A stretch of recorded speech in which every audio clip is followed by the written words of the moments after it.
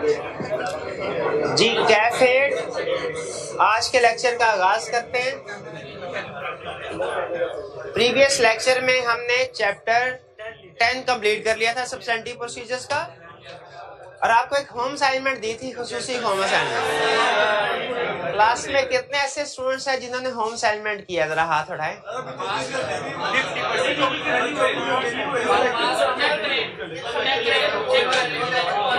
चलें, ठीक है चलिए, अच्छी बात। नहीं, जो नहीं किसी वजह से पढ़ सके वो आज पढ़ लें, कोई बात नहीं। हाँ, हर मार्च अटेम्प्ट के बाद सितंबर अटेम्प्ट भी तो होती है। नहीं, इंशाल्लाह इसी अटेम्प्ट में आज भी पढ़ लेंगे तो इंशाल्लाह इसी अटेम्प्ट में पास हो जाएंगे। गुस्से से क्यों देख रहे हैं भाई? चलिए, अब हम स्टार्ट करते हैं नेक्स्ट चैप्टर। अब सब्सटेंटिव प्रोसीजर वाला चैप्टर हमारा कंप्लीट हो गया। नेक्स्ट चैप्टर हमारा चैप्टर 11 स्टार्ट करने जा रहे हैं। ठीक है, चैप्टर 11 के बारे में पहले ब्रीफ आपके साथ डिस्कशन कर लो। इसका थीम जो है वो आपके साथ शेयर कर लो। आपको याद होगा हमने चैप्टर 3 में पढ़ा था ऑडिटर के जो प्रोसीजर्स होते हैं वो 3 तरह के होते हैं। Risk assessment procedures, test of control और सब्सटेंटिव प्रोसीजर्स। ठीक है, हमारे जो 3 चैप्टर्स हैं ना, 10, 11, 12, ये यही हैं। एक चैप्टर रिस्क असेसमेंट प्रोसीजर का है, एक टेस्ट ऑफ कंट्रोल, एक सब्सटेंटिव प्रोसीजर। फर्क सिर्फ क्या, हमने तरतीब थोड़ी आगे पीछे कर ली एग्जाम पॉइंट ऑफ व्यू को सामने रखते हुए, क्योंकि सब्सटेंटिव प्रोसीजर वाला चैप्टर अहम था, वो पहले कवर कर लिया। वरना तरतीब के लिहाज से अगर आप देखें तो ये एंड पे आता है। तो हमने चैप्टर 10 सब्सटेंटिव प्रोसीजर कवर कर लिया। अब बाकी रह गए 2 चैप्टर्स। इनमें से एक चैप्टर होगा रिस्क असेसमेंट का और एक चैप्टर होगा टेस्ट ऑफ कंट्रोल्स का। ठीक है, रिस्क असेसमेंट का है चैप्टर 11 और टेस्ट ऑफ कंट्रोल का है चैप्टर 12। इन दोनों में से भी रिस्क असेसमेंट ज्यादा अहम है, इसलिए अब हम रिस्क असेसमेंट स्टार्ट करने जा रहे हैं। टेस्ट ऑफ कंट्रोल फिर हम एंड पे करेंगे। टेस्ट ऑफ कंट्रोल एंड पे करेंगे, सिर्फ एग्जाम पॉइंट ऑफ व्यू को सामने रखते हुए, क्योंकि मैं जो इंपॉर्टेंट कंसेप्ट है वो पहले आपके साथ डिस्कस करना चाहता हूं तसल्ली से। आज हम कौन से वाला फेज ऑफ ऑडिट स्टार्ट करने जा रहे हैं? चैप्टर 11 रिस्क असेसमेंट प्रोसीजर्स, ये चैप्टर 11 क्लियर। अच्छा, अब जरा सुनिएगा, हमने चैप्टर 3 में स्टडी किया था रिस्क असेसमेंट प्रोसीजर्स क्या है। Procedures to obtain understanding of entity and its internal control to assess risk of material misstatement at financial statement level at assertion level. Chapter 3 में हमने ये भी स्टडी कर लिया रिस्क असेसमेंट प्रोसीजर क्या होते हैं, ये भी स्टडी कर लिया रिस्क क्या होता है, असर्शन लेवल क्या है, फाइनेंशियल स्टेटमेंट लेवल क्या, ये भी स्टडी कर लिया। ये जो चैप्टर 11 है ये आपको क्या सिखाएगा? रिस्क असेस, ये आपको सिखाएगा अंडरस्टैंडिंग ऑफ एंटिटी से रिस्क कैसे असेस करते हैं। चैप्टर 11 क्या सिखाएगा? अंडरस्टैंडिंग ऑफ एंटिटी से रिस्क कैसे असेस, क्योंकि रिस्क असेसमेंट प्रोसीजर में हमने पढ़ा ना, रिस्क असेसमेंट प्रोसीजर का मतलब है risk procedure to obtain understanding of entity to assess risk. इसका मतलब है रिस्क कहां से असेस होंगे? अंडरस्टैंडिंग ऑफ एंटिटी से। अगर आप इस डेफिनेशन के ऊपर गौर करें तो रिस्क असेसमेंट प्रोसीजर की डेफिनेशन हमें क्या बताती है कि रिस्क कहां से आइडेंटिफाई होंगे? अंडरस्टैंडिंग ऑफ एंटिटी से एंड इंटरनल कंट्रोल से। लेकिन इंटरनल कंट्रोल को भी मैं साइड पे कर रहा हूं, वो हम नेक्स्ट चैप्टर में स्टडी करेंगे। इसका मतलब है रिस्क असेस होते हैं अंडरस्टैंडिंग ऑफ एंटिटी से भी, अंडरस्टैंडिंग ऑफ कंट्रोल से भी। भी एग्री करते हैं? रिस्क कहां से असेस होते हैं? अंडरस्टैंडिंग ऑफ एंटिटी से भी, अंडरस्टैंडिंग ऑफ कंट्रोल। ये मैं नहीं कह रहा, ये रिस्क असेसमेंट प्रोसीजर की डेफिनेशन कह रही है जो बड़ी बड़ी किताबों में लिखी है। तो इसका मतलब हम अंडरस्टैंडिंग ऑफ एंटिटी से भी रिस्क असेस कर सकते हैं, अंडरस्टैंडिंग ऑफ कंट्रोल से भी। चैप्टर 11 आपको सिखाएगा अंडरस्टैंडिंग ऑफ एंटिटी से कैसे रिस्क असेस कर सकते हैं। चैप्टर 12 सिखाएगा अंडरस्टैंडिंग ऑफ कंट्रोल से कैसे रिस्क असेस कर सकते हैं। चैप्टर 11 क्या सिखाएगा? अंडरस्टैंडिंग ऑफ एंटिटी से कैसे रिस्क असेस कर सकते हैं, आइडेंटिफाई कर सकते हैं। चैप्टर 12 क्या सिखाएगा? अंडरस्टैंडिंग ऑफ कंट्रोल से कैसे रिस्क असेस कर सकते हैं। चैप्टर 12 साइड पे कर दिया हमने, ठीक है, उसको हम बाद में स्टडी करेंगे। चैप्टर 11 क्या सीखना है? अंडरस्टैंडिंग ऑफ एंटिटी से कैसे रिस्क असेस कर सकते हैं। अब इसमें टेस्टिंग कैसे करेगा ये इसमें एक है थ्योरेटिकल कंसेप्ट। वो मैंने फिलहाल साइड पे कर दिए हैं, ठीक है। और रटे वाला वो आपको 2-3 दिन बाद, क्योंकि पहले मैं केस स्टडी वाला सिखाना चाहता हूं ताकि जब रटे वाले कंसेप्ट कर रहे हो ना, तो रटे वाले कंसेप्ट के साथ मैं डेली बेसिस पे आपको 2-3 केस स्टडी भी देता रहूं, ठीक है। वरना एंड पे क्या होगा, मैं रटे वाले अगर पहले करवा दूं, एंड पे एकदम से 10 केस स्टडी मैं आपको सॉल्व करके आपके लिए मैनेज करना मुश्किल होगा। तो बेहतर है पहले केस स्टडी भी हमारे कंसेप्ट बिल्ड हो जाए, ताकि डेली बेसिस के ऊपर हम 2-3 केस स्टडी भी चलाते रहें और रटे वाले कंसेप्ट भी बाकी चैप्टर के चलते रहे। आज के लेक्चर में सिर्फ हम केस स्टडीज बेस्ड पोर्शन को डिस्कस करेंगे, सिर्फ लर्निंग ऑब्जेक्टिव 4, ठीक है। उसको हमने एक्सप्लेन करना है, डिस्कस करना है, ठीक। ऑब्जेक्टिव हमारा क्या है इस चैप्टर में, रिस्क असेस करना, अंडरस्टैंडिंग ऑफ एंटिटीज से। चलिए, एग्जाम में क्वेश्चन कैसे देगा, हमें किसी एंटिटी के बारे में इंफॉर्मेशन देगा। अच्छा, पहले मैं आपको बता दूं प्रैक्टिकली कैसे करते हैं हम रिस्क। प्रैक्टिकली हम जिस क्लाइंट का रिस्क असेस करना होता है ना, उस क्लाइंट की प्रेमिसेस पे जाते हैं। रिस्क असेसमेंट याद रखें, एक आपके ऑफिस में बैठ के भी हो सकती है, एक क्लाइंट की प्रेमिसेस पे भी हो सकती है। रिस्क क्लाइंट की रिस्क असेसमेंट करनी है, आपके ऑफिस में बैठ के भी हो, क्लाइंट की प्रेमिसेस में भी बैठ के हो सकती है। क्लाइंट की प्रेमिसेस में कैसे रिस्क असेसमेंट होगी, हम क्लाइंट की प्रेमिसेस में जाएंगे, उसे कहेंगे सर हमें अपने पूरे बिजनेस के बारे में इंफॉर्मेशन भी दीजिए और एक जरा चक्कर भी लगवाएं। हम पूरी ऑर्गेनाइजेशन का हर एक हिस्से का चक्कर लगाएंगे और वहां पे हमें कुछ इंफॉर्मेशन मिल रही होगी, कुछ नजर आ रही होंगी चीजें, उनसे हम रिस्क आइडेंटिफाई करेंगे। जैसे हो सकता है एक जगह पे हमें नजर आए कि एक बंदा जो है वो बीए पास है और वो बैंक रिकन सीएफओ बना हुआ, चले सीएफओ बना हुआ है, इसका मतलब रिस्क हमारा बढ़ जाएगा। एक जगह पे हमें लगा कि कमरा बंद है बिल्कुल, और उन्होंने कहा जी, हमने कहा उसके ऊपर गर्द गुबार लगा है, हमने कहा इसको खोल, उन्होंने कहा सर ये 2 साल हो गया कमरा नहीं खुला, अभी भी ना खोले। हमने कहा इसमें अंदर है क्या, उन्होंने कहा इसके अंदर इन्वेंट्री पड़ी हुई है। अब हमारा रिस्क ऑब्सोलीट एनआरवी पे रिकॉर्ड करना है। इस तरह चक्कर लगाते जाएंगे, हमें इंफॉर्मेशन मिलती जाएगी। सेल्स डिपार्टमेंट में गए, वहां पे जो भी बंदा आता था उसको उधार माल दे देते थे, जो भी बंदा आया उसको उधार माल। हमने कहा भाई चेकिंग क्यों नहीं कर रहे, उन्होंने कहा सर अगर हम कस्टमर की चेकिंग करना शुरू कर देंगे ना, हमारी सेल्स कम हो जाएगी। अभी तो जो भी कस्टमर आता है हम उसको उधार सेल दे देते हैं, तो हमारी सेल देखिए कितनी ज्यादा हो गई। अब एज अ रिटर्न हमारे रिस्क है कि नहीं, बैड डेट का। तो इसी तरह हम चक्कर लगाएंगे और हमें इंफॉर्मेशन मिलेगी, इससे हम रिस्क आइडेंटिफाई करते जाएंगे। 1-2 एग्जांपल मैंने आपके साथ शेयर कर लिया। इसको कहते हैं रिस्क, हाँ हमने खुद से नाम दिया हुआ है, ये किताबों में नाम नहीं है, हमने खुद, रिस्क असेसमेंट थ्रू फैक्ट्स। इसको क्या कहते हैं, रिस्क असेसमेंट थ्रू फैक्ट, यानी क्लाइंट के बारे में हमें कुछ फैक्ट्स मिलते हैं, क्लाइंट के बारे में हमारे सामने कुछ फैक्ट्स आते हैं, हम उन फैक्ट्स से रिस्क आइडेंटिफाई करते हैं। यह है रिस्क असेसमेंट थ्रू फैक्ट्स। एक रिस्क असेसमेंट हम अपने ऑफिस में बैठ के भी करते हैं। क्लाइंट का बंदा आता है सुबह सुबह, हमने कहा किस लिए आए, उन्होंने कहा सर ये हमारी फाइनेंशियल स्टेटमेंट्स है, हम आपको ये फाइनेंशियल स्टेटमेंट देने के लिए आए। हमने कहा बैठ जाओ उधर, चाय पीते हैं। और चाय पीते पीते आइंदा जब कभी रिस्क असेसमेंट का क्वेश्चन करना है ना, तो मैं मेरी कसम चाय का कप जरूर होना, ये सिर्फ इसी भाई के लिए, हाँ यासिर भाई के लिए, सर मेरे लिए भी, उमर भाई के लिए भी। हाँ जी, उमर भाई कैमरे की तरफ देके हाथ हिला दे, शक्ल भी दिखा दे।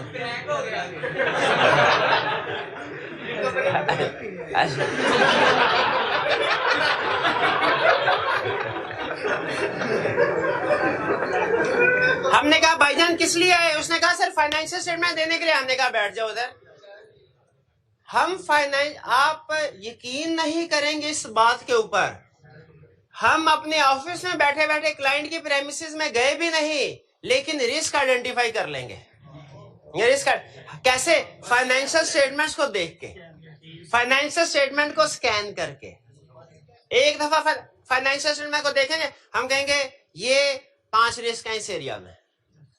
क्वेश्चन ये है हम फाइनेंशियल स्टेटमेंट्स में तो सिर्फ फिगर्स होती हैं, उसमें कोई फैक्चुअल इंफॉर्मेशन तो होती ही नहीं है, उसमें तो ज्यादातर फिगर्स होती हैं। क्या हम फिगर से भी रिस्क आइडेंटिफाई कर सकते हैं? यस, इसको हम कहते हैं रिस्क असेसमेंट थ्रू फिगर्स। तो याद रखें, हमारी रिस्क असेसमेंट दो तरह की है, एक है रिस्क असेसमेंट थ्रू फैक्ट्स, एक है risk assessment through figures. Exam में क्वेश्चन दो तरह से देगा, रिस्क असेसमेंट थ्रू फैक्ट्स के जरिए से या रिस्क असेसमेंट थ्रू फिगर। या ज्यादा शार्प हुआ एग्जामिनर जो कि वो है, तो क्या करेगा, तीसरे तरीके का सवाल भी इकट्ठा कर देगा दोनों को। तो इस चैप्टर में मुझे बताइए, मैं वैल्यूएट कर लूं जो समझाना चाह रहा था समझ आया कि नहीं। इस चैप्टर में हमने क्या सीखना है, रिस्क असेसमेंट कैसे, थ्रू अंडरस्टैंडिंग ऑफ एंटिटी। ठीक है, अब ये रिस्क असेसमेंट कैसे हो सकती है? रिस्क असेसमेंट दो तरह से हो सकती है, एक को कहते हैं रिस्क असेसमेंट थ्रू फैक्ट्स और दूसरा रिस्क असेसमेंट थ्रू फिगर्स।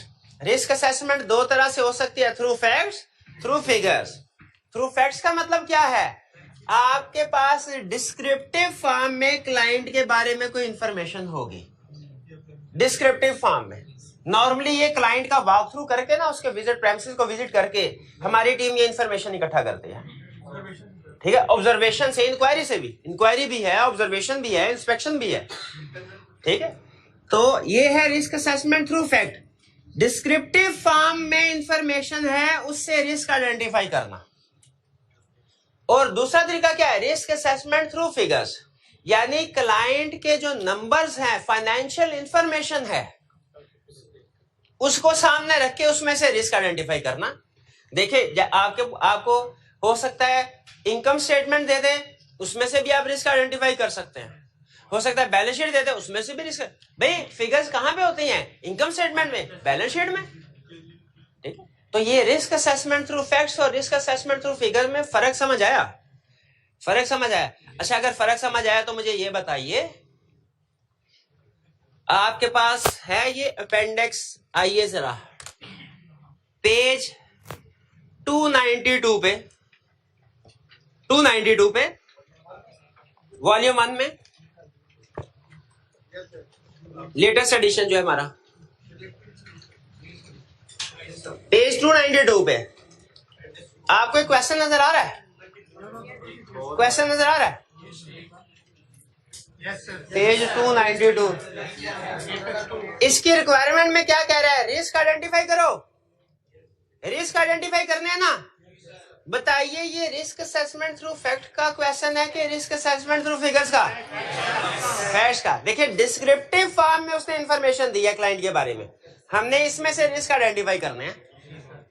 यह है रिस्क असेसमेंट थ्रू फैक्ट्स का। अच्छा, आगे चलते हैं। अब आइए पेज नंबर 294 पे रिक्वायरमेंट में देखें, इसमें भी क्या ऑडिट रिस्क आइडेंटिफाई करने को नहीं कह रहा, इसमें भी ऑडिट रिस्क आइडेंटिफाई करने को कह रहा है, लेकिन ये क्वेश्चन की प्रेजेंटेशन डिफरेंट है।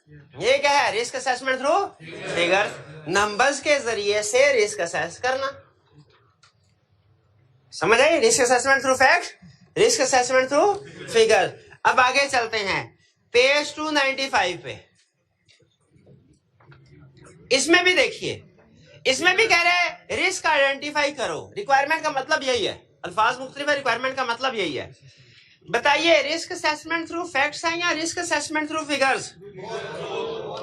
ये बोथ, हाँ जी बिल्कुल, ये बोथ है। और खास तौर पे पेज 296 पे आइए, केस स्टडी 4 में, ये क्या है, ये भी बोथ है। रिस्क असेसमेंट थ्रू फैक्ट्स भी, रिस्क असेसमेंट थ्रू फिगर्स भी। इसका मतलब है एग्जाम में यहां हमें क्वेश्चन आ सकता है रिस्क असेसमेंट थ्रू फैक्ट्स का या रिस्क असेसमेंट थ्रू फिगर्स का, या दोनों को कंबाइन करके। ये समझ गए आप बात? चलिए अब आगे चलते हैं।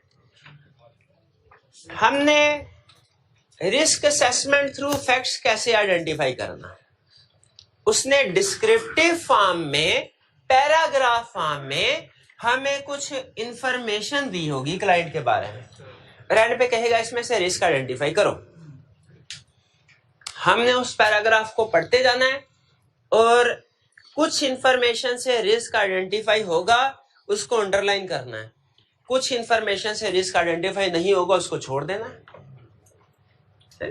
जैसे कोड ऑफ एथिक्स की केस स्टडी होती थी ना, उसमें बाज़ औक़ात किसी लाइन में से थ्रेट अराइज होता था, किसी लाइन में थ्रेट अराइज नहीं होता था। तो जब रिस्क असेसमेंट की केस स्टडी आपके सामने आएगी, वो इंफॉर्मेशन देगा। 4 पैराग्राफ हैं, हर पैराग्राफ के अंदर 2-2, 3-3, 4-4 सेंटेंस होंगे। क्या लाजमी है कि हर सेंटेंस में से रिस्क अराइज हो रहा हो? किसी सेंटेंस में से रिस्क अराइज होगा, किसी सेंटेंस में से रिस्क अराइज नहीं होगा। जिस सेंटेंस में रिस्क अराइज नहीं हो रहा उसको तो पढ़ के जाने दें, जिस सेंटेंस में से रिस्क अराइज हो रहा है उसको अंडरलाइन कर लें, उसको अंडरलाइन कर लें और साथ में 1, 2, 3 लिखते जाएं कि मेरा पहला रिस्क, ये मेरा दूसरा रिस्क, ये मेरा तीसरा रिस्क, ये मेरा चौथा रिस्क। अंडरलाइन कर लें और 1, 2, 3 करते। ये एग्जाम में भी इसी तरह करना है आपने, ये पेपर में बैठे हो। एंड पे जाके आपको 5, 6, 7 रिस्क सामने आ जाएंगे, ठीक है। उसके बाद आपने उसको एक्सप्लेन करना है, ठीक है। अगर आप उस चैप्टर को आपने पढ़ा जो लर्निंग ऑब्जेक्टिव मैंने आपको कल दिया था, तो आप ऑलरेडी ये स्टेप कर चुके हैं। यानी हमने क्या किया, हमने एक एक्सरसाइज की। देखें, एक तरीकाकार तो ये था कि मैं आपको कंसेप्ट समझा के डेली बेसिस पे असाइनमेंट दे देता और आपसे कहता कि इसमें से रिस्क आइडेंटिफाई करो, तो आपकी इतनी स्ट्रांग अप्रोच शायद ना बन पाती। फिर हमने क्या किया कि अप्रोच आपके साथ शेयर की, उसके पास एडिशनली जितने भी पास पेपर के क्वेश्चन, आईकैप के क्वेश्चन थे वो उठाए, एसीसी के क्वेश्चन उठाए, दूसरी एग्जामिनेशन बॉडी के क्वेश्चन उठाए, उनको अटेम्प्ट किया। उनको अटेम्प्ट करके हमने देखा कि अक्सर क्वेश्चन में जो रिस्क है वो कॉमन है। तो हमने जो कॉमन रिस्क थे ना वो सारे अलहदा कर दिए, कॉमन रिस्क जो थे वो सारे अलहदा करके आपको लिस्ट बना दी, ठीक है। उम्मीद है कि जब वो टेस्टिंग करेगा मोर देन 80% रिस्क जो आपके इस अगले क्वेश्चन में आएंगे वो इस लिस्ट में से आपको मिल जाएंगे। यानी अगर आपने ये लिस्ट पढ़ ली तो इसका मतलब है 80%, किसी भी क्वेश्चन में 80% तक रिस्क आप आइडेंटिफाई करने के काबिल हो जाएंगे। यानी जिन जिन स्टूडेंट्स ने कल लर्निंग ऑब्जेक्टिव 4 पढ़ा है वो अब इस काबिल हैं कि उन्हें अभी कोई एग्जाम का क्वेश्चन दे दिया जाए, वो उसमें से तकरीबन 80%, कम अज कम 80% रिस्क आइडेंटिफाई करने के काबिल हैं, कम अज कम 80%, ठीक, अगर उन्होंने पढ़ा है और समझा है, ठीक है। अच्छा, अब होगा क्या एग्जाम में? अब आपने सिर्फ, जैसे मैंने जब आपको रीडिंग असाइनमेंट दी, आपने लर्निंग ऑब्जेक्टिव 4 पढ़ा होगा, तो उसमें देखा होगा आपने कि 3 कॉलम है। लेफ्ट साइड पे है इंफॉर्मेशन गिवन इन क्वेश्चन। इसका मतलब क्या है? ये इंफॉर्मेशन आपको क्वेश्चन में दी गई होगी, आपने इसको ढूंढना है। सर्च फॉर दिस इंफॉर्मेशन, जो मोस्ट लेफ्ट साइड पे है। अच्छा, लाजमी नहीं ये इन्हीं अल्फाज के साथ हो, लाजमी नहीं इन्हीं अल्फाज के साथ हो, अल्फाज चेंज भी हो सकते हैं, अल्फाज और चेंज होंगे, लेकिन कंसेप्ट यही हो रहा होगा, ठीक है, कंसेप्ट यही हो रहा होगा। तो लेफ्ट साइड वाली इंफॉर्मेशन आपको क्वेश्चन में गिवन होगी, आपने आइडेंटिफाई करनी है। जो इंफॉर्मेशन आपको मिलती जाए उसको अंडरलाइन करके 1, 2, 3 नंबरिंग करते जाए, ठीक है। एंड तक जब आप क्वेश्चन पूरा कर लेंगे आपको सफिशिएंट रिस्क आइडेंटिफाई हो जाएंगे। फिर आपने क्या करना है, जो रिस्क होगा उसको अब एक्सप्लेन भी करना है। अच्छा, 3 अल्फाज होते हैं नॉर्मली एग्जाम में बोलता है, मैं चाहता हूं उन तीनों का मतलब आप मुझे समझाएं। Identify, evaluate, identify the risk, evaluate या एक्सप्लेन द रिस्क और एड्रेस द रिस्क। आइडेंटिफाई का मतलब क्या है? आइडेंटिफाई का मतलब है बताना है इस इंफॉर्मेशन की वजह से फाइनेंशियल स्टेटमेंट के किस एरिया में रिस्क है, यानी एरिया की हेडिंग देनी है। आइडेंटिफाई द रिस्क का मतलब क्या है? एरिया की हेडिंग देनी है जिसमें रिस्क है। जैसे मैं आपसे पूछता हूं, पिछले साल की निस्बत इस साल डेटर्स बहुत ज्यादा इंक्रीज हो गए, identify the risk. Valuation of debtors, area बता दिया और उसकी असर्शन बता दे, एरिया बता दिया और उसकी असर्शन ना भी हो, एरिया तो बता देना चाहिए, वैसे बेहतर असर्शन भी बता दें। increase in debtors, identify the area. Identify risk. Increase in debtor, identify risk. Identify risk का मतलब क्या है? एरिया और assertion बतानी है. वैल्यूएशन ऑफ डेटर बेहतरीन. प्रोविजन फॉर बैड डेट भी ठीक है, इसके भी मार्क्स मिलेंगे, लेकिन हाईली जो स्टैंडर्डाइज स्पेशलाइज्ड वर्डिंग आंसर है वो है valuation of debtors. Decrease in creditors, identify risk, completeness of creditor. शाबाश. Assets are revalued,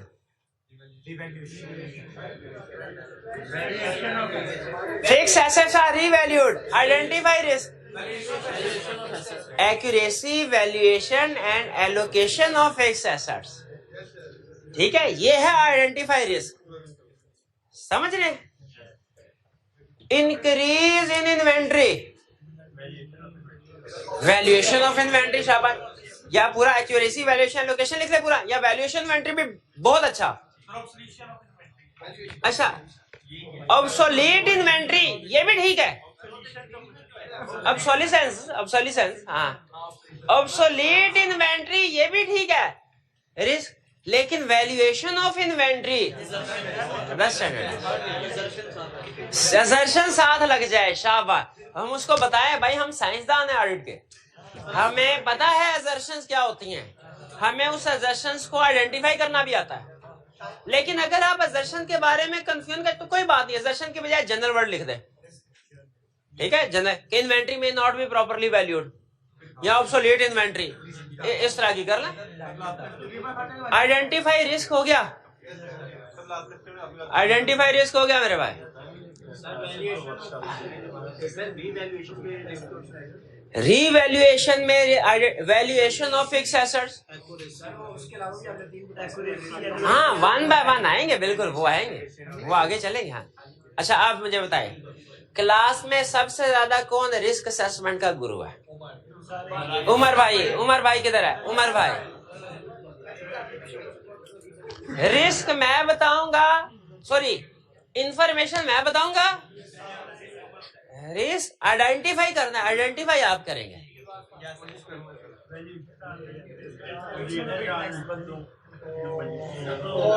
in decrease in sales, और कोई नहीं बोलेगा. Identify risk, decrease in sales, understatement of sales, completeness of sales, fake invoices में भी, valuation of inventory, पहला risk. दूसरा risk valuation of fix assets या इंपेयरमेंट ऑफ फिक्स एसेट, दोनों में से जो मर्जी लिख ले. इंपेयरमेंट पे है कि नहीं? तो भूल गए डिक्रीज इन सेल के रिस्क कलब कलब 3-4 दफा बताए हुए हैं, फिर कहोगे बाद में सर ने सही नहीं पढ़ाया, प्रेशराइज हो गया था.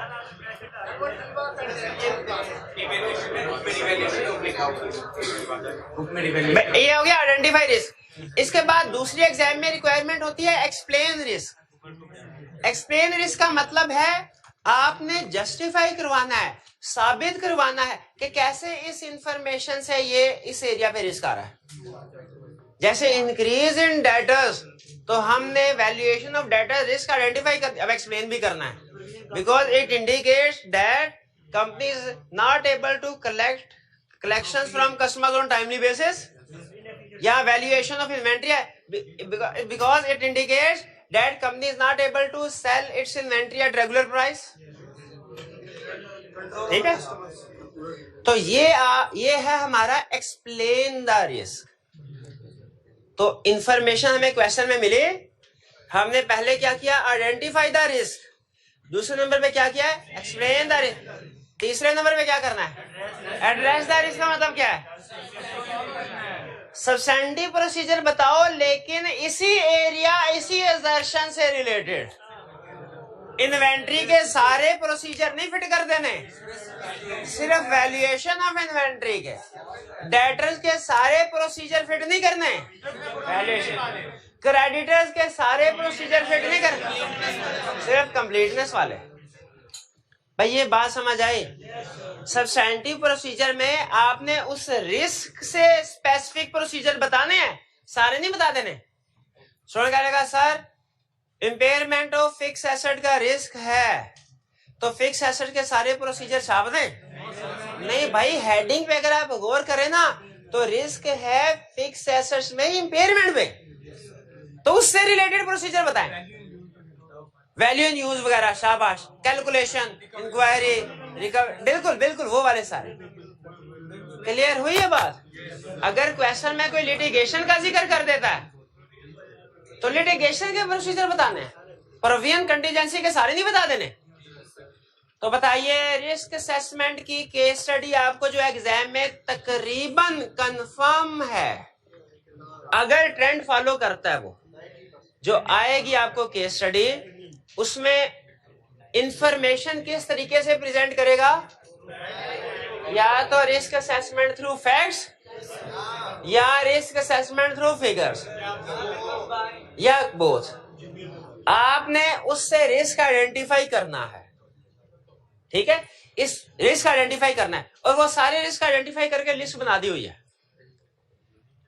एग्जाम केस स्टडी के एंड पे रिक्वायरमेंट में मैक्सिमम कितनी चीजें पूछ सकता है? Maximum identify risk, valuate risk, address. अच्छा सुनिए, आइडेंटिफाई एंड वैल्यूएट ये एक ही समझ लीजिए हिस्सा है, ये एक ही हिस्सा है, क्योंकि आइडेंटिफाई एक्सप्लेनेशन उसकी एक्सप्लेनेशन है, इसलिए इसको हम इकट्ठा लेफ्ट साइड पे लिखते हैं। और जो how to address substantive procedure क्या परफॉर्म करने हैं, वो राइट साइड पे। तो कुछ क्वेश्चन में उसने सिर्फ इतना लिखा, identify risk and state how would you address them.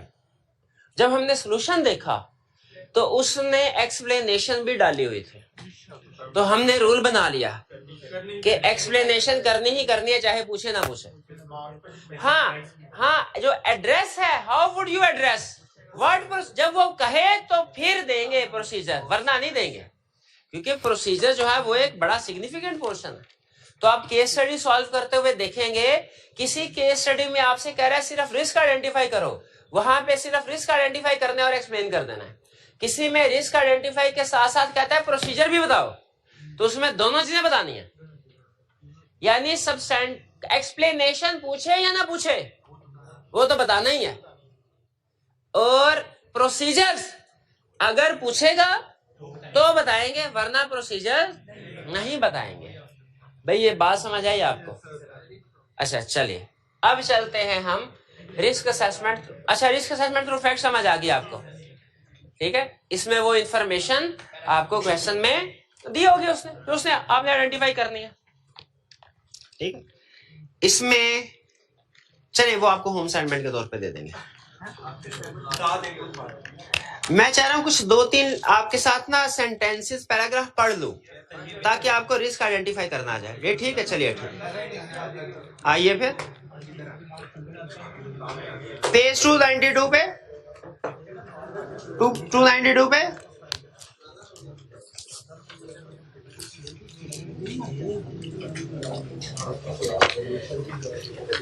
सबसे पहले रिक्वायरमेंट में कह रहा है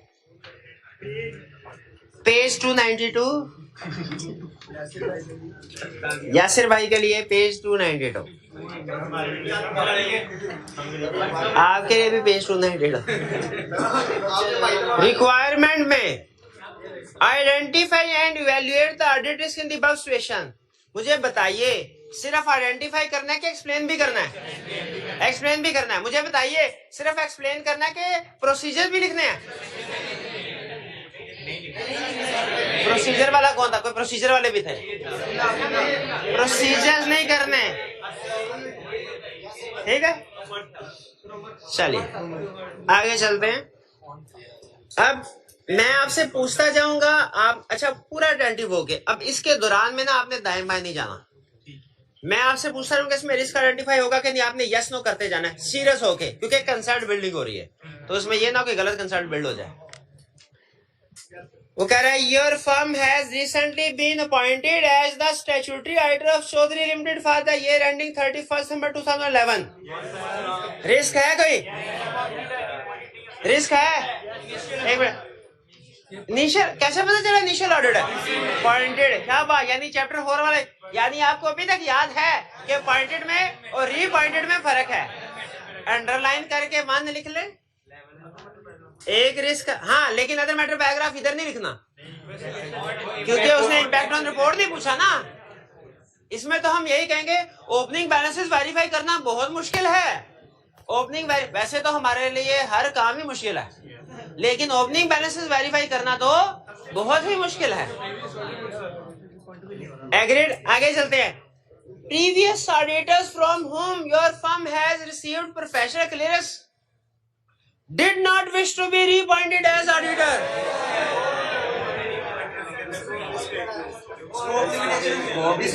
घर आई लक्ष्मी को ठुकरा रहा है, कुछ ना कुछ तो गड़बड़ होगी। वैसे ये भी क्लास के बाद मुझसे पूछना सर आप हंसे क्यों थे? अच्छा हो, अच्छा ये भी तो हो सकता है कि उससे कोई मोर प्रॉफिटेबल क्लाइंट मिल गए हो प्रेडिसेसर राइटर को। प्रोफेशनल स्केप्टिसिज्म, लगता है कोई झगड़ा हुआ है, लगता है उसकी फीस नहीं दी, लगता है कोई स्कोप लिमिटेशन है। टू लिखे, 2 रिस्क आपने आइडेंटिफाई कर लिए, शाबाश शाबाश। अंडरलाइन करें, did not wish to be reappointed, underline करके 2 लिख लें, या कोई ऐसा लफ्ज जिससे आपको पता चल रहा हो इस वजह से risk. Did not wish. CL is involved in the supply of imported consumer products. Risk है। किसको अंडरलाइन करना है? इम्पोर्टेड को। क्या रिस्क है? Foreign exchange, foreign currency exchange rates. Gain या लॉस रिकॉर्ड ना किया।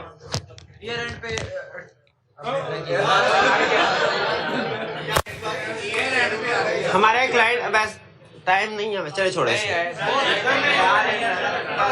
हमारे क्लाइंट था, उसकी एक ब्रांच थी, पता नहीं मिस्र में थी, यमन में थी, किस जगह पे थे। उधर से जो एक्सपेंसेस होते थे ना, उनके वाउचर आते थे, तो वो अरबी जैसी जुबान थी, अरबी नहीं थे, कोई उस तरह का लिखा होता था, समझ नहीं आता था। और उस पे वो इंग्लिश में इनवॉइसेस नहीं, पता नहीं क्या मसला था, उनको इंग्लिश में इनवॉइसेस नहीं भेजते थे। तो उधर लिखा होता था 220, तो इधर का अकाउंटेंट एंट्री पास कर लेता था एक्सपेंसेस डेबिट, ब्रांच वो जो भी क्रेडिट 220 से। बाद में पता चला वो तो यमन की करेंसी है। क्या फॉरेन करेंसी में ट्रांजैक्शन हो उसे कन्वर्ट करके रिकॉर्ड करना चाहिए एज इट इज? अच्छा मुझे बताइए, आप इतने एक्सपर्ट हैं, आज अगर हमने $1 की चीज बाय की और उसका रेट क्या है डॉलर का? 180 रुपए। 180 है, चलो 180 तकरीबन। एंट्री पास होगी 180 से, लेकिन अगर ये भी पे करना है, आपने पे नहीं किया और ये रेंट पे डॉलर रेट 200 हो जाए। एक ही क्वेश्चन, मुझे बताइए, जो रिसीवेबल पेएबल हैं, जो भी पे नहीं हुए, ये रेंट पे उनको रेट को अपडेट करना है कि नहीं करना? करना है, शाबाश। आखिरी क्वेश्चन, ये जो 20 रुपए का डिफरेंस होगा, ये एसेट की वैल्यू में जाएगा कि प्रॉफिट लॉस में? एसेट में, हाँ, ये एसेट की वैल्यू में ऐड नहीं होता। फॉरेक्स गेन या लॉस, इनकम एक्सपेंस का, तो ये पढ़ा हुआ आपने? अच्छा अच्छा, चलें बस कर दीजिए।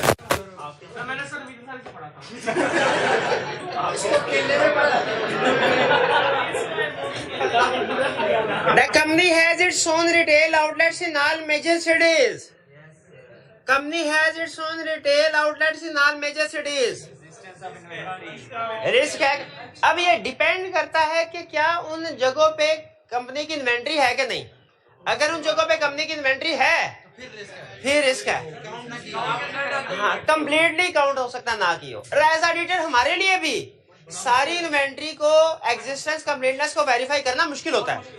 एक ही जगह पे हो तो भी मुश्किल है, लेकिन बहुत सी जगह पे हो बहुत ही मुश्किल है।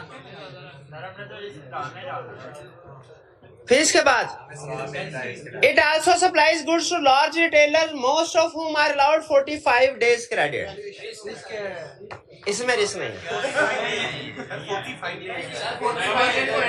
45 डेज क्रेडिट है, इसमें क्या रिस्क है? 90 डेज का भी हो सकता है। अच्छा आप जरा सुनिएगा, यार भाई, अगर क्वेश्चन में ये कहता है ना कि कंपनी अपने कस्टमर को 45 डेज का या 60 डेज का या 90 डेज का क्रेडिट अलाउ करती है, इसमें कोई रिस्क नहीं। लेकिन अगर क्वेश्चन में कहता है कंपनी 45 डेज का क्रेडिट पीरियड अलाउ करती है, लेकिन हम डेटर टर्नओवर रेशियो कैलकुलेट करें और उसमें 70 डेज आ जाएं, तो रिस्क है कि कंपनी का स्टैंडर्ड टाइम पीरियड 45 डेज है, लेकिन कुछ डेटर्स 70 डेज है। इसका मतलब डेटर्स ऐसे हैं जो लेट पेमेंट कर रहे हैं, टाइम पे पेमेंट नहीं हो रही। ये वैल्यूएशन ऑफ डेटर्स में रिस्क है। तो इतनी सी इंफॉर्मेशन में कोई रिस्क नहीं है। ये क्लियर हो गया? फिर इसके बाद time required to import good approximately 2 months। Goods in transit के जो बैलेंस शीट डेट पे इन ट्रांजिट है, क्या उनकी अप्रोप्रिएट इन्वेंटरी रिकॉर्ड? देखें, जो इन ट्रांजिट होती है ना, याद रखिएगा, समटाइम्स इन ट्रांजिट जो हम चीजें खरीदते हैं या बेचते हैं, समटाइम इन ट्रांजिट गुड्स हमारे बैलेंस शीट में आती है, समटाइम्स नहीं आती। वो कॉन्ट्रैक्ट पे डिपेंड करता है। हाँ जी, रिस्क एंड रिवार्ड ट्रांसफर हुआ कि उस पर डिपेंड करता है। नहीं, इंपोर्ट कर रहे हैं, हम कह रहे हैं 2 month लगेंगे, इसका मतलब है ये रेंट पे आपकी लाजमी कोई ना कोई इंपोर्ट ऐसी होगी जो इन ट्रांजिट है, तो ये रिस्क राइज कि कंपनी ने इनएप्रोप्रिएटली बैलेंस शीट में इसको रिकॉर्ड नहीं किया होगा। हो सकता है रिस्क एंड रिवार्ड ट्रांसफर हो गए हो, उन्होंने उसे इन्वेंट्री में रिकॉर्ड नहीं किया, या हो सकता है रिस्क एंड रिवार्ड ट्रांसफर नहीं हुए रिकॉर्ड कर। फिर कह रहा है 50% of amount is paid at time of booking of order and remaining amount is paid at time of receipt of goods.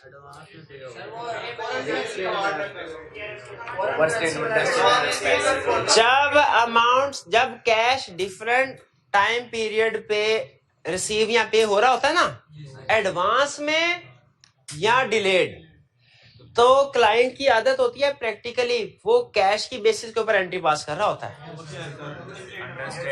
हाँ जी, अगर हम एडवांस में, काउंटिंग में एक्सपर्ट कौन बैठा है क्लास में? असद। बस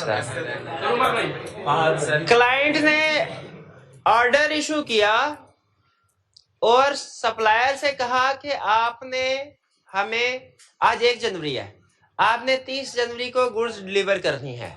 ये ऑर्डर इशू किया, एंट्री बताइए क्या पास होगी? कोई एंट्री नहीं होगी, एग्रीमेंट की एंट्री नहीं होगी। इसके बाद 10 तारीख को कंपनी ने एडवांस पे कर दिया, 50% एडवांस पे कर दिया, क्या एंट्री पास होगी? Cash credit, purchases debit, advance. Cash payment पे परचेजेस तो रिकॉर्ड नहीं करने, क्लाइंट कर दिया करता है प्रैक्टिकली, क्लाइंट कर दिया कहता है परचेजेस तो है, आज भी करनी है, कल भी करनी है, तो अभी कर देते हैं, हालांकि नहीं होनी चाहिए। खासतौर पे ये रेट में प्रॉब्लम आती है। 30 तारीख को सामान आ गया और कोई कैश वगैरह नहीं दिया, तो कोई एंट्री नहीं होगी। परचेजेस डेबिट, पेबल क्रेडिट, और एडवांस भी क्रेडिट हो जाएगा। क्लाइंट इतनी मुश्किल एंट्री नहीं करता, क्लाइंट कहता है भाई ना सर, कोई कैश तो ना लिया ना दिया, कोई एंट्री पास होगी नहीं। नॉर्मली याद रखिएगा, ये आपको टिप बता रहा हूँ, जिस क्लाइंट में भी ऑडिट करने के लिए जाएंगे ना, 80% क्लाइंट्स में टिप काम है कि नॉर्मली क्लाइंट्स कैश बेसिस पे रिकॉर्डिंग कर रहे होते हैं। वो कहते हैं सर कैश आज भी देना है और कल भी देना है, एक्सपेंसेस भी रिकॉर्ड उतना ही होगा, तो फिर आज एंट्री पास करिए कल, फिर इससे क्या फर्क पड़ता है? सरप्राइजिंगली इंटरेस्टिंगली क्लाइंट की बात ठीक है। अगर आप एक घर बैठ के ना ये 3-4 जो कम्प्लेक्स एंट्रीज है ना ये सारी पास करें, और जो क्लाइंट कैश बेसिस के ऊपर एंट्री पास करता है साइड में वो पास करें, वो इजी है और नेट इफेक्ट सेम होगा। लेकिन मसला कब आता है वाला? ईयर एंड पे, ईयर एंड पे। इसीलिए हम सारा साल क्लाइंट को नहीं रोकते, हम कहते हैं जो करना है करते जाओ। ईयर एंड पे हमने इसको एडजस्टिंग एंट्री पास करनी है। ये हमेशा ज़हन में रखिएगा, प्रैक्टिस में जहां कहीं जाए क्लाइंट कैश बेसिस के ऊपर काम कर रहा है ना, उसको रोकना नहीं है, वो इस काबिल नहीं है। हाँ वो होता है ना, उसको सिखाया नहीं क्या कि वो अक्रूवल के उस तरीके से काम करे जिस तरीके से हम करते हैं। आपने उसको सिखाना भी नहीं, आपने सिर्फ एक चीज ज़हन में रखनी है, आपने कहना ये एंड पे बताओ कितने ऐसी चीजें हैं जो इन ट्रांजिट हैं, जिनका एडवांस पे कर लिया, एडवांस रिसीव कर लिया, जिनका ऑर्डर इशू हुए हैं या चीजें आई हैं पेमेंट नहीं हुई। ये एंड पे जाके सबकी एडजस्टिंग एंट्री पास करनी है। क्लियर होगी ये बात? फिर next, the goods are required to be insured by CL. कोई रिस्क है इसमें? कोई रिस्क नहीं है। तो इसका मतलब ये हुआ लाजमी नहीं हर सेंटेंस से रिस्क आइडेंटिफाई हो, कुछ में होगा कुछ में। अच्छा इनिशियली जब आप प्रैक्टिस करेंगे ना तो एक आपको प्रॉब्लम आएगी जो कंफर्म है आती होती, उसमें आपका कसूर नहीं है। वो क्या होगा? समटाइम्स आपको लगेगा किसी सेंटेंस में रिस्क है, हालांकि रिस्क नहीं होगा, और समटाइम्स आपको लगेगा किसी सेंटेंस में रिस्क नहीं, हालांकि उसमें होगा। ये नेचुरल लर्निंग प्रोसेस में जब आप स्टार्ट करते हैं ना तो इस जजमेंट अब जाहिर है आपकी रिफाइन होगी, आहिस्ता आहिस्ता ही होगी, एकदम से थोड़ी होगी। तो इस तरह की अगर प्रॉब्लम्स आती है ना स्टार्ट में 5-6 क्वेश्चन शुरू के जो आप केस स्टडीज करेंगे उनमें, तो कोई नहीं आप उसको नोट करते जाएं, समझ आ जाए तो अच्छी बात, नहीं समझ आई तो मेरे से पूछें। लेकिन आपने इससे ये अंदाजा नहीं लगाना कि मेरी तैयारी ठीक नहीं है। ये लर्निंग का, गलती करना लर्निंग का नेचुरल प्रोसेस होता है, ये डेंजरस बात नहीं होती बल्कि अच्छी बात होती है, आप सीख रहे हैं। ठीक है, हाँ जब आपकी रीजनेबल प्रैक्टिस हो जाए उसके बाद भी अगर ज्यादा गलतियां हो, छोटी मोटी गलतियां तो हर वक्त होती रहेंगी, पेपर में भी होंगी आपके क्वेश्चन, अगर रीजनेबल प्रैक्टिस के बाद भी ज्यादा गलतियां हो रही हैं वो परेशानी की बात है। ठीक है, वो मसला। चलिए, तो ये मैं सिर्फ आपको बताना चाह रहा था कि किस तरीके से आपने रिस्क आइडेंटिफाई करना है थ्रू फैक्ट्स। अब फिगर्स भी आते हैं और फिर आपने घर जाके ना ये असाइनमेंट करनी है। पेंडेक्स 1 नहीं अब नहीं, वो अहम थे अभी। हाँ, पेंडेक्स 1 and attempt case study of वाली, यानी ये वाली जो केस स्टडी कौन सी पेज अपेंडेक्स 2 वाली। हाँ, अपेंडेक्स 2 वाली। आपने इस चैप्टर 11 का अपेंडेक्स 1 और अपेंडेक्स 2, अपेंडेक्स 1 पढ़ना है और अपेंडेक्स 2 रिटन फॉर्म में अटेम्प्ट करना है। 4 क्वेश्चंस हैं, 4 क्वेश्चंस हैं, कर लेंगे। क्या लिखूं? Read appendix 1 and attempt case study of appendix 2। सारी 4 केस स्टडीज है भाई, और 2 छुट्टियां भी है। Appendix 2 volume number 1 chapter 11, chapter number 11 Kaif 8 clear हो गया। अच्छा कल, हाँ कल आप लोगों की छुट्टी नहीं है, नहीं यानी स्पोर्ट्स डे है, आप जाए जो आपका मैच आ जाए, लेकिन कल लेक्चर अपलोड होगा, शाम में होगा, शाम में हो जाएगा। परसों देख लीजिएगा। नहीं टेस्ट डिस्कशन नहीं, वो बाद में देखेंगे टेस्ट डिस्कशन। कल लेक्चर अपलोड होगा, आप लोगों की छुट्टी नहीं है। असाइनमेंट कल को, असाइनमेंट कल ना लगा, असाइनमेंट मंडे को ट्यूसडे तक कर ले, बल्कि ट्यूसडे तक करनी है तो वो और क्वेश्चन भी देता हूँ।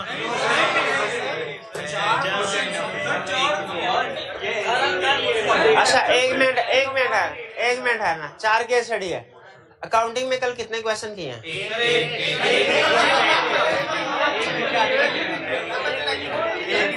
नहीं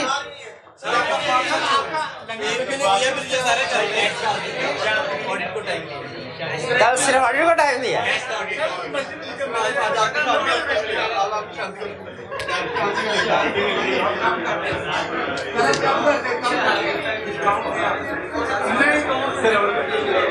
चलिए ठीक है, अच्छा अब अटेंटिव होके रिस्क असेसमेंट थ्रू फिगर सीख लीजिए, क्योंकि केस स्टडी में ये यूज होगी। ठीक है, यूज होगी। रिस्क असेसमेंट थ्रू अटेंटिव, पूरी तरह से अटेंटिव। अगले 20 मिनट पूरी तरह अटेंटिव होना है आपने। और ये किताब में नहीं है, किताब बंद कर दें। अब जो चीज आपने सीखनी है, कोई नोट करना हो तो पेज ओपन कर लें, नोट कर लें।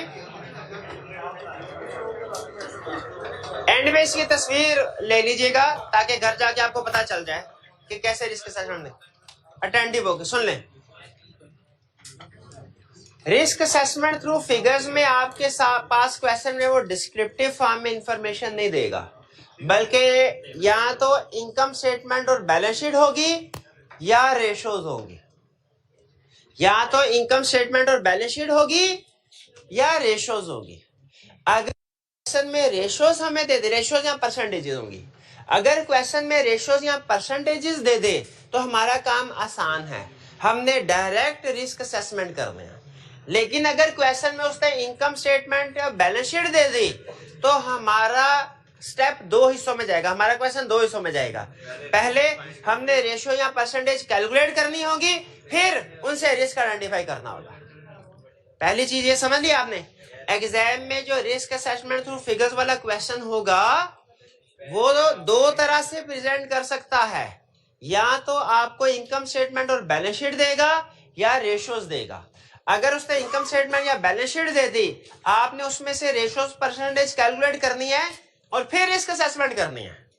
यानी अगर वो इनकम स्टेटमेंट बैलेंस शीट देता है ना, हमें अकाउंटिंग वाला काम भी करना पड़ता है, ऑडिट वाला भी करना पड़ता है। अकाउंटिंग वाला क्या, रेशोज कैलकुलेट करनी पड़ेगी, रेशोज परसेंटेज। ऑडिट वाला क्या, कि आपको रिस्क आइडेंटिफाई करना पड़ेगा। और अगर वो डायरेक्ट हमें परसेंटेजेस और रेशोज दे देता है तो हमारा काम आसान है। अब उसने रेशोज परसेंटेज खुद से कैलकुलेट करके दे दी, हमने सिर्फ रिस्क आइडेंटिफाई करना है। तो ये ध्यान में रखिएगा, अगर किसी क्वेश्चन में उसने रेशो परसेंटेज दे दी तो हमारा काम उसने आसान कर दिया। लेकिन फर्ज कीजिए उसने नहीं दिया, अब हमने रिस्क असेसमेंट कैसे करने हैं, अजीज ध्यान में रखिए। अगर उसने सिर्फ इनकम स्टेटमेंट दी है, इनकम स्टेटमेंट से रिस्क असेसमेंट करेंगे। सिर्फ बैलेंस शीट दी है, बैलेंस शीट से रिस्क असेसमेंट करेंगे। अगर इनकम स्टेटमेंट और बैलेंस शीट दोनों दी हैं तो पहले इनकम स्टेटमेंट से चलना है, फिर बैलेंस शीट की रिस्क असेसमेंट करनी है। तरतीब क्या रखनी है, पहले इनकम स्टेटमेंट की रिस्क असेसमेंट करनी है, फिर बैलेंस शीट की करनी है। इसकी रीजन है कि बैलेंस शीट की कुछ आइटम्स इनकम स्टेटमेंट से लिंक कर रही होती हैं। तो जब आपने पहले इनकम स्टेटमेंट वाली रिस्क असेसमेंट कर देंगे ना, तो बैलेंस शीट में आपने सिर्फ डेटर्स में रिस्क आइडेंटिफाई करना है। डेटर्स की वजह से सेल्स पे जो इनडायरेक्ट इफेक्ट आ रहा है उसके बारे में नहीं सोचना। क्यों, क्योंकि वो आप ऑलरेडी डिस्कस कर चुके होंगे। क्लियर हुआ। एग्जाम में रिस्क असेसमेंट थ्रू फैक्ट देगा या रिस्क असेसमेंट थ्रू फिगर देगा। रिस्क असेसमेंट थ्रू फिगर्स में या तो इनकम स्टेटमेंट बैलेंस शीट होगी या परसेंटेजेस रेशियोज होंगी। अगर इनकम स्टेटमेंट बैलेंस शीट है तो आपने परसेंटेज रेशियो कैलकुलेट करके रिस्क आइडेंटिफाई करना है। और अगर डायरेक्ट उसने परसेंटेज रेशियो दे दी, आपने भी डायरेक्ट रिस्क असेसमेंट कर लेनी है। एग्रीड। अब हम ज्यादा कंप्रीहेंसिव अप्रोच रखते हुए अज्यूम करते हैं क्वेश्चन में उसने इनकम स्टेटमेंट और बैलेंस शीट दी है, हमने रिस्क असेसमेंट करनी है, रेशियो परसेंटेज कैलकुलेट भी करेंगे जरूरत पड़ी तो, और फिर रिस्क भी आइडेंटिफाई करेंगे। पहले किसकी रिस्क असेसमेंट करनी है, इनकम स्टेटमेंट की। इनकम स्टेटमेंट से स्टार्ट करना है। सबसे पहले आपने देखना है सेल्स, ठीक है। अब देखें पिछले साल की निस्बत इस साल ज्यादा क्या रिस्क है, over statement of sales, valuation नहीं, फेक सेल्स भी नहीं, अकरेंस ऑफ सेल्स। बेहतरीन वर्डिंग क्या होगी हमारी, अकरेंस ऑफ सेल्स। यहां ओवर स्टेटमेंट ऑफ सेल्स भी लिख सकते हैं, वो भी ठीक है, ठीक है। वैल्यूएशन ऑफ सेल्स नहीं लिखना। अच्छा, अब इसके बाद प्रोसीजर तो बता देंगे ना आप, जो कि हमारे अकरेंस के है। तो मैं प्रोसीजर की तरफ नहीं जा रहा, सिर्फ रिस्क असेसमेंट आपको सिखा रहा हूं। Occurrence of, clear. अच्छा, सम टाइम ऐसा होता है ऊपर दे देगा ये फिगर नीचे कुछ नॉन फाइनेंशियल इंफॉर्मेशन भी दे देता है, फैक्ट्स भी देता है। अगर नीचे उसने क्वेश्चन में ऊपर या नीचे कोई पैराग्राफ में ऐसा सेंटेंस बताया है जो उस एरिया से लिंक होता है, तो आपने उसको रिलेट करके रिस्क आइडेंटिफाई करना है। ये बात नहीं समझ आई होगी आपको? फिर से सुनिए, अगर क्वेश्चन में जो फाइनेंशियल स्टेटमेंट में कोई फिगर आ रही है वो किसी दूसरी फाइनेंशियल या नॉन फाइनेंशियल इंफॉर्मेशन से रिलेट कर रही है। मैं फाइनेंशियल इंफॉर्मेशन किसको कह रहा हूं? जो इनकम स्टेटमेंट बैलेंस शीट में फिगर आ रही होगी। और नॉन फाइनेंशियल कैसे किसे कह रहा हूं? जो पैराग्राफ फॉर्म में है, डिस्क्रिप्टिव फॉर्म में। अगर आप सेल्स की किसी एरिया की रिस्क असेसमेंट कर रहे हैं और उसका ताल्लुक किसी दूसरी फाइनेंशियल या नॉन फाइनेंशियल इंफॉर्मेशन से है, आपने उसे रिलेट करके रिस्क असेसमेंट करनी है। जैसे फर्स्ट कीजिए, क्वेश्चन में कहता है ड्यूरिंग द ईयर आपने अपनी सेल्स प्राइस रिड्यूस कर दी है, सेल प्राइस रिड्यूस कर दी है। या यूं कह दे कि वो कहता है ड्यूरिंग द ईयर आपने अपनी प्रोडक्ट की सेल प्राइस 20% से बढ़ा दिया। नीचे क्या लिख दिया उसने? आपने अपनी प्रोडक्ट की सेल प्राइस 20% से बढ़ा दी है। अब ये रिस्क नहीं रहा, अब रिस्क नहीं रहा। क्यों? क्योंकि उसने दूसरी इंफॉर्मेशन बता दी जो इसको जस्टिफाई करवा रही है। ठीक है, क्लियर हुई ये बात? अच्छा, अब सुनिए, अब सुनिए, सेल्स है पिछले साल 1000, इस साल की सेल्स है अब की बार चेंज होके जितने, देखिए एग्जांपल सिंपल रख के मैक्सिमम जितने सिनेरियो आ सकते हैं सारे डिस्कस कर रहा हूं। सेल्स है 800, अब बताइए कोई रिस्क है?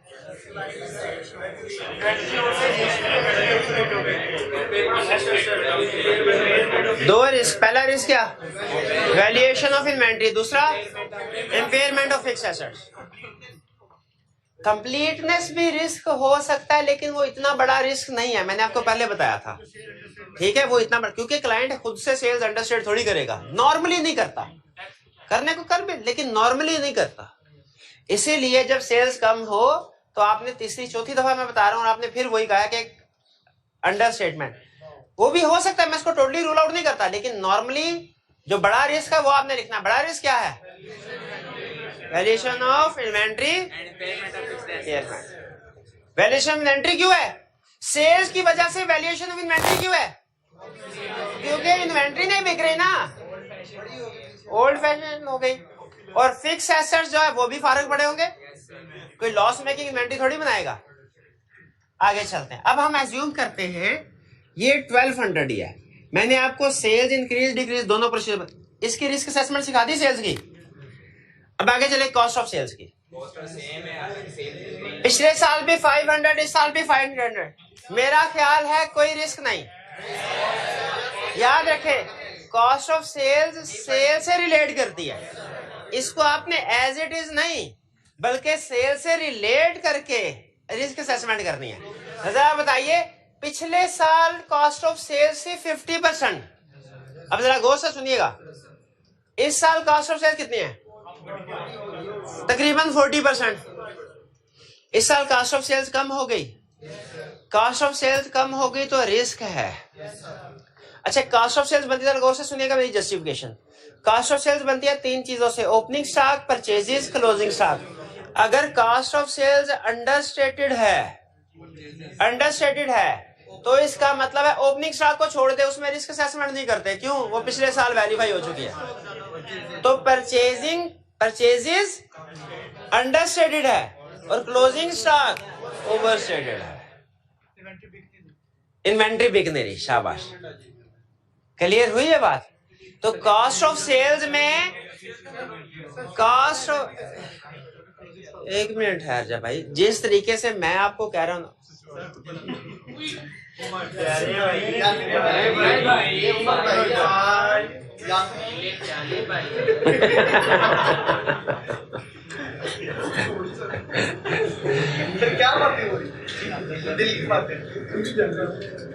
तो कॉस्ट ऑफ सेल्स कम हो गई परसेंटेज, अगर जब कम 40% हो गई, इसका मतलब है कॉस्ट ऑफ सेल्स में तीन चीजें हैं। जब रिस्क, कुछ स्टूडेंट कहते हैं sir cost of sales understand ये रिस्क है, 0 number. Cost of sales itself कोई एरिया नहीं है, ये तीन एरिया से मिलकर बनती है फिगर। और इसमें ओपनिंग स्टॉक को हम नहीं हिलाते, वो पिछले साल हो गया भाई। तो इसका मतलब कॉस्ट ऑफ सेल्स में जब मसला होगा तो आपने दो एरियाज में रिस्क सेशन बतानी है, परचेजेस में, closing stock. Cost of sales कम है तो परचेजेस अंडरस्टैंडेड यानी कंप्लीटनेस ऑफ परचेजेस, और क्लोजिंग स्टॉक यानी वैल्यूएशन ऑफ इन्वेंट्री। ये बात समझ आई? अच्छा अब सुन लें, मेरे आज मुझे लगता है क्या है, हाँ ले भाई तू इधर आ जा, आप प्लीज।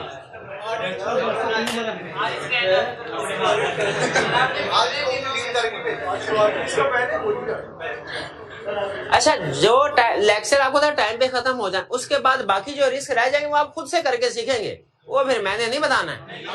आप कह रहे क्या कह रहे थे आप? बता दो सही, क्या कुछ कह रहे हैं?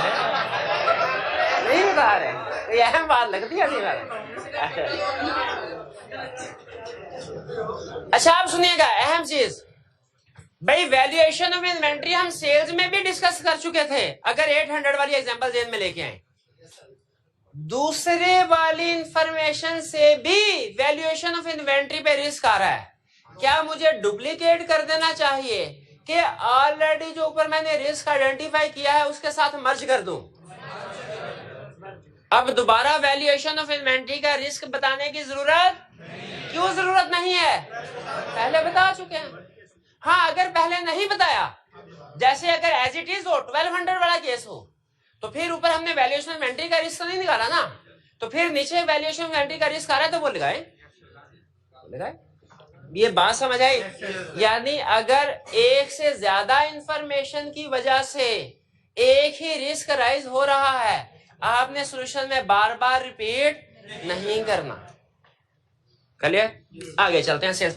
अच्छा आप सुने, सम टाइम वो हमें सेल्स और कॉस्ट ऑफ सेल्स की लैदा फिगर देता है, हमने सेल्स को लैदा असेस करना है, रिस्क कॉस्ट ऑफ सेल्स का। सम टाइम वो इकट्ठा करके जीपी रेशो दे देता है। अब जरा अगर बात समझ आ रही तो मुझे बताइए। वो कह रहा है पिछले साल, अच्छा पिछले साल सेल्स 100 मिलियन, जीपी रेशो 10%। इस साल सेल्स 200 मिलियन, जीपी रेशो कितनी होनी चाहिए? 20 नहीं, 10% है। क्योंकि जब सेल्स डबल होगी तो कॉस्ट ऑफ सेल्स भी तो डबल होगी, जीपी रेशो सेम रहेगी। इसका मतलब ये हुआ GP ratio over the year constant रहती है, GP ratio over the year constant रहती है, GP ratio over the year constant रहती है। क्यों भला? क्यों?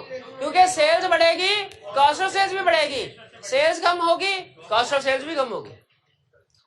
क्वेश्चन में उसने कहा पिछले साल जीपी रेशो 40% है, इस साल 50% है। हम कहेंगे अब देखें, अब आपने ये नहीं कहना जीपी रेशो ओवरस्टेटेड है, जीपी रेशो कोई एरिया है ही नहीं। हम क्या सोचेंगे? अब सुनिएगा कैसे आपने सोचना है। जीपी रेशो पिछले साल 40, इस साल 50% ओवरस्टेटेड है, इसका मतलब सेल्स ओवरस्टेटेड है। अक्रस ऑफ सेल्स का पहला रिस्क, इसका मतलब कॉस्ट ऑफ सेल्स अंडरस्टेटेड है। ये भी तो रिस्क हो सकता है, लेकिन कॉस्ट ऑफ सेल्स कोई एरिया नहीं है। Opening cost of sales understated है, ध्यान में रखिएगा। ओपनिंग को साइड पे कर दे, परचेजेस अंडरस्टेटेड और क्लोजिंग स्टॉक ओवरस्टेटेड। असेस करना है। और अगर जीपी रेशो पिछले साल 40% थी, इस साल 30% हो जाए, तो सेल्स, जीपी रेशो कम है, इसका मतलब है सेल्स कम और कॉस्ट ऑफ सेल्स ज्यादा है, तो सेल्स अंडरस्टेटेड, इसकी वजह से इन्वेंट्री और वैल्यूएशन, और कॉस्ट ऑफ सेल्स ओवरस्टेटेड, जिसकी वजह से परचेजेस ओवर और क्लोजिंग स्टॉक। समझ आई? अब मैंने आपको एब्सोल्यूट फिगर के साथ रिस्क असेसमेंट सिखा दी इन दो एरियाज की, और अगर परसेंटेज दे वो भी सिखा दी। आगे चलते हैं। सेलिंग एक्सपेंस, पिछले साल 100 थे, इस साल भी 100 है, नो रिस्क। ओ सॉरी, हाँ रूल भूल गया कि अगर एरिया किसी दूसरी फाइनेंशियल या नॉन फाइनेंशियल से रिलेट कर रहा है तो लिंक करके रिस्क असेसमेंट करनी है। कॉस्ट ऑफ सेल तो सेल के साथ लिंक कर रहे थे, सेलिंग एक्सपेंसेस सेल के साथ लिंक करते हैं। सेल्स बढ़ी है, एक्सपेंस भी बढ़ने चाहिए। इसका मतलब है सेलिंग एक्सपेंस में क्या रिस्क है? अंडरस्टेटमेंट का। बेहतर है अंडरस्टेटमेंट की बजाय क्या लिखे? कंप्लीटनेस। एग्री करते हैं? क्योंकि ये सेल्स की रेशियो से नहीं बढ़ रहे। अच्छा एक सुने, अगर एग्जाम में आपके पास खुला टाइम है ना तो आप उसे परसेंटेज कैलकुलेट करके दे दें। अब भाई पिछले साल तो सेल्स का 10% थी, इस साल सेल्स का तकरीबन 8% है। लेकिन अगर खुला टाइम नहीं है तो तंग टाइम है तो परसेंटेज कैलकुलेट करने की जरूरत ही नहीं है। परसेंटेज कैलकुलेट करने, अजीब बात, आपका एग्जाम में 20 मिनट बचा रहा हूं इस क्वेश्चन के। अगर आप एग्जाम में परसेंटेज टाइम खुला है, परसेंटेज कैलकुलेट करके दे दें। पिछले साल कॉस्ट ऑफ सेल्स इतने परसेंट, इस साल इतने परसेंट फर्क है। पिछले साल सेलिंग एक्सपेंस सेल्स का 10% था, इस साल 8% है। लेकिन अगर आप कैलकुलेट ना भी करें, स्टिल क्या आप रिस्क आइडेंटिफाई हो रहा है? तो कैलकुलेशन का मकसद होता है रिस्क आइडेंटिफाई करना। अगर आप कर सकते हैं तो कर ले, नहीं कर सकते तो डायरेक्ट भी आपको पता चल रहा है क्या कि इस साल सेलिंग एक्सपेंस कम है, क्या पता चल रहा है? तो लिख दें, रिस्क आइडेंटिफाई करें। वैल्यूएशन में चाहे तो कैलकुलेशन डाल दें, चाहे कैलकुलेशन। इवैल्यूएशन में ये भाई से पूछें, भाई इसीलिए हाजिर हुआ है, भाई से पूछें। जी बताइए क्या चीज? जीपी की रेशियो कैसे कैलकुलेट हुई? Gross profit divided by sales. हाँ ये सेम नहीं आएगा, इसलिए तो हमने कहा कुछ गड़बड़ है। जीपी रेशियो सेम आना चाहिए था ना, ये नहीं आएगा। बिल्कुल सही अंदाजा लगाया, ये 50% है, ये उससे ज्यादा है, सेम नहीं है ना, इसीलिए तो रिस्क आया, इसीलिए तो रिस्क आया। नहीं समझ आई बात? अच्छा अब सुने, एडमिन एक्सपेंसेस पिछले साल भी 10% थे, इस साल भी 10%। कैलकुलेट करने की जरूरत है कि नहीं है? नहीं है। करना चाहे तो कर ले अपनी तसल्ली के लिए, वरना मुझे जरूरत है। तो इसका मतलब एडमिन में कोई रिस्क नहीं। कैसे रिस्क है? हाँ, एडमिन एक्सपेंसेस का सेल के साथ ताल्लुक नहीं है। एडमिन एक्सपेंसेस नॉर्मली फिक्स रहते हैं, एडमिन एक्सपेंसेस नॉर्मली फिक्स रहते हैं, एडमिन एक्सपेंसेस नॉर्मली फिक्स रहते हैं। इसलिए एडमिन एक्सपेंस, सेलिंग को सेल के साथ रिलेट करो, एडमिन को नहीं करना। एडमिन में क्या रिस्क है? ओवर स्टेटमेंट का।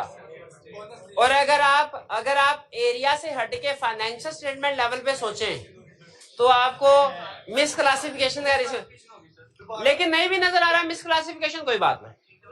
कम से कम ये आप अंडर स्टेटमेंट और ये ओवर स्टेटमेंट तो लिख सकते हैं ना, वरना नॉर्मली जहन में रखेगा प्रैक्टिकली एक एक्सपेंस अंडर स्टेट हो रहा हो, दूसरा ओवर एक्सपेंस ओवर स्टेट हो रहा हो, मिस क्लासिफिकेशन का रिस्क होता है।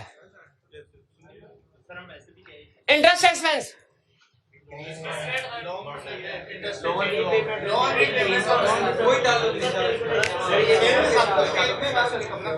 चार में से एक ऑप्शन, 3 ऑप्शन पे आप फेल हैं, एक में पास हैं, इसलिए जल्दी ना कीजिएगा। पहली ऑप्शन इंटरेस्ट एक्सपेंस अंडरस्टेटेड, दूसरी इंटरेस्ट एक्सपेंस ओवरस्टेटेड, तीसरी no risk in interest expense, चौथी risk can not be identified from given information,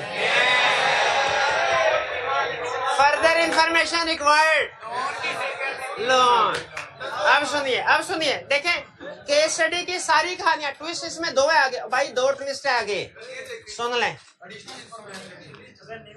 अगर लोन क्वेश्चन में लोन की फिगर दी हुई है बैलेंस शीट में, इसको लोन के साथ रिलेट करके देखें। पिछले साल लोन कम था, इस साल लोन ज्यादा है, तो नो रिस्क। ठीक है, अगर लोन की इंफॉर्मेशन दी हुई है, इंटरेस्ट को लोन के साथ रिलेट करके देखें।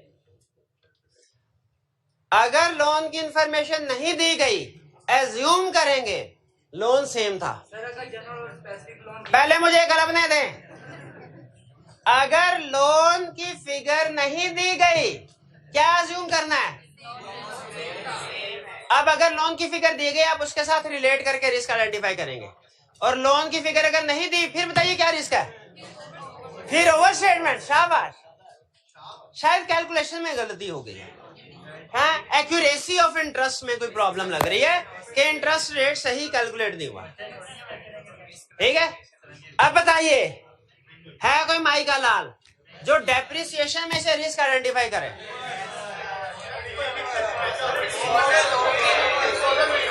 फिक्स एसेट्स दिए हुए हैं तो उसके साथ रिलेट करके देखेंगे, नहीं दिए हुए तो एज्यूम करेंगे सेम है, उस सूरत में अंडरस्टेटमेंट करें। क्लियर? आगे चलते हैं।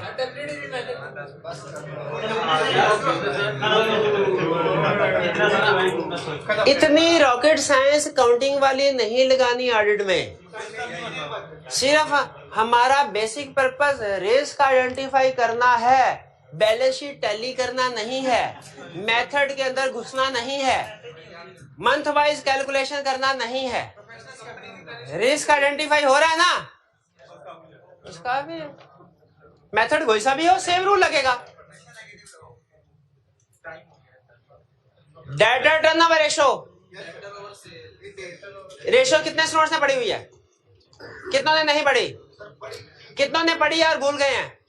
शाबाश शाबाश। अब सुन लीजिए, 30 सेकंड के लिए चुप करके मेरी बात सुनिए।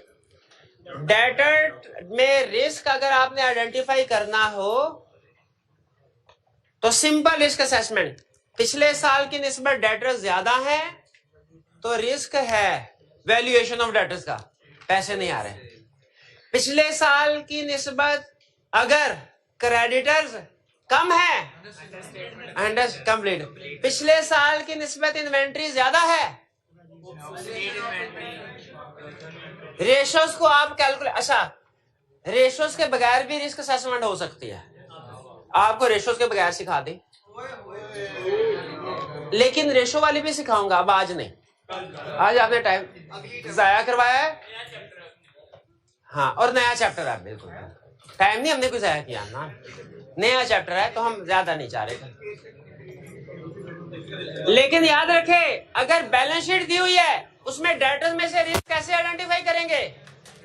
पिछले साल के साथ कंपेयर करेंगे। अगर इस साल डेटर्स पिछले साल की निस्बत ज्यादा है, वैल्यूएशन ऑफ डेट। अगर पिछले साल की निस्बत इस साल इन्वेंट्री ज्यादा है, अगर पिछले साल की निस्बत इस साल क्रेडिटर्स कम है, रेशोस कैलकुलेट करने की जरूरत, बैलेंस शीट देख के खुद ही पता चल जाएगा डेटर कम है कि ज्यादा है। बात समझ आई? अच्छा बताइए फिर आखिरी क्वेश्चन आज का, करंट रेशो पता है क्या होती है? करंट एसेट्स और करंट लायबिलिटी का। पिछले साल की निस्बत इस साल करंट रेशो ज्यादा है, करंट एसेट ओवरस्टेटेड या करंट लायबिलिटी अंडर, और पिछले साल की निस्बत इस साल करंट रेशो कम हो गई, गलत। गोइंग कंसर्न का इशू, अच्छा जेहन में आता है कि करंट रेशो अगर ज्यादा हो रही है ना तो करंट एसेट ओवरस्टेटेड है, करंट लायबिलिटी, ठीक है। करंट रेशो अगर कम हो रही हो तो लॉजिकली सोचे करंट एसेट कम है, करंट लायबिलिटी ज्यादा है, बिल्कुल लॉजिकली ठीक, लेकिन प्रैक्टिकली सोचे क्लाइंट अपने एसेट्स को ओवर तो करता है, ये वही मिसाल है जो सेल्स वाली है। तो इसका इफेक्ट हमने गोइंग कंसर्न पे लेके जाना है कि कंपनी को फाइनेंशियल प्रॉब्लम्स हैं, उसकी लिक्विडिटी पोजीशन ठीक नहीं है। भाई क्लियर हो ये बात? कुछ कुछ समझ आए? चलिए, अब होम सेटलमेंट लाजमी बहुत अहम है। जिससे अगर आपने ये 4 क्वेश्चन कर लिए आपकी ग्रिप बन जाएगी रिस्क असेसमेंट के ऊपर। कौन से वाले क्वेश्चन? अपेंडिक्स 1 रीड करना है चैप्टर 11 का, और अपेंडिक्स 2 के क्वेश्चन 4 हैं, रिटर्न अटेम्प्ट करने हैं, रिटर्न अटेम्प्ट करने हैं, रिटर्न अटेम्प्ट करने हैं 4 question. Case 4 case study internal control की रिटर्न अटेम्प्ट करनी है। चैप्टर 11 ही है इसका। चैप्टर 11 के अपेंडिक्स की 4 केस स्टडी रिटर्न अटेम्प्ट करनी है। आज का लेक्चर खत्म करते हैं। अल्लाह हाफ़िज़।